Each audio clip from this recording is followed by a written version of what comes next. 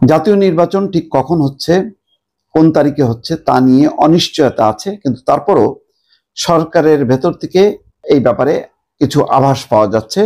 যেমন brigadier general doctor M Sakhawat Hossain তিনি একটি কথা বলেছেন যে অক্টোবরের দিকে তফসিল ঘোষণা, ডিসেম্বরে নির্বাচন এবং জানুয়ারির মধ্যে নতুন সরকার গঠন করা হতে পারে। ডেইলি স্টারের সঙ্গে সাক্ষাৎকারে তিনি এমন কথা বলেছেন। তাকে প্রশ্ন করা হয়েছিল ডেইলি স্টারের পক্ষ থেকে, দেশ এখন কোন দিকে যাচ্ছে। ব্রিগেডিয়ার সাখাওয়াত বলছেন, সরকারের সব কাজে একজন উপদেষ্টার সম্পৃক্ততা থাকে না। আমি যদি এই প্রশ্নের মূল বিষয় বুঝে থাকি তাহলে বলতে পারি নির্বাচন কমিশন গঠিত হয়েছে, তারা কাজ করছে। আমি যদি খুব ভুল না করে থাকি তাহলে অক্টোবরের দিকে তফসিল ঘোষণা, ডিসেম্বরের নির্বাচন এবং জানুয়ারির মধ্যে নতুন সরকার গঠন হতে পারে এমন সংকেত পাচ্ছি। এরই মধ্যে প্রধান উপদেষ্টা ডক্টর মোহাম্মদ ইউনূস বলেছেন, জরুরি সংস্কার শেষে নির্বাচনে যেতে চাইলে এই বছরের শেষ দিকে এবং বিস্তৃত সংস্কার চাইলে আগামী বছরের প্রথমার্ধে নির্বাচন হবে। সংস্কার কমিশনের প্রতিবেদন এসেছে, এগুলো নিয়ে রাজনৈতিক দলগুলোর সঙ্গে বৈঠক শুরু হয়েছে। আমরা মনে করি সংস্কারের বিষয়ে রাজনৈতিক দলগুলোর মতামত সবচেয়ে গুরুত্বপূর্ণ, কারণ তাদের অংশগ্রহণ ছাড়া কোনো সংস্কার টিকবে না।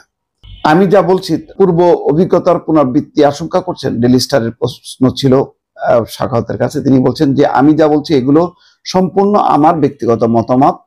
প্রধান উপদেষ্টার দেওয়া টাইমলাইন অনুযায়ী 2026 সালের প্রথমার্ধের মধ্যে নির্বাচনের কথা বলা হয়েছে। আমি মনে করি কিছু বিষয়ে মৌলিক সিদ্ধান্তে না এসে নির্বাচনে যাওয়া উচিত নয়। প্রধান উপদেষ্টার ঘোষিত সময়ের মধ্যেই সেটা সম্ভব।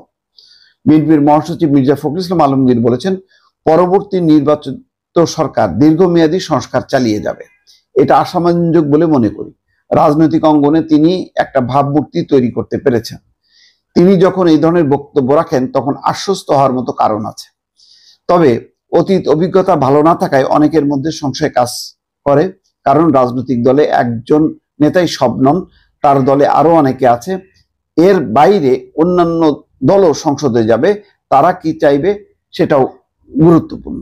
যাই হোক, এখন বিষয়টা হচ্ছে নির্বাচন নিয়ে আমি বলছি যে একটা দিন তারিখ নিয়ে অনিশ্চয়তা আছে। কেউ মনে করেন যে না, নতুন দল হচ্ছে, এটা পিছিয়ে যাবে, স্থানীয় সরকার নির্বাচন হবে, তারপরে সংস্কার নিয়ে মতনৈক্য হবে না। ইতিমধ্যে নানা রকম টানাপোড়েন বিরোধ দেখা যাচ্ছে। সেসবের প্রেক্ষিতে অনেকেরই ধারণা যে নির্বাচন হয়তো পিছিয়ে যেতে পারে।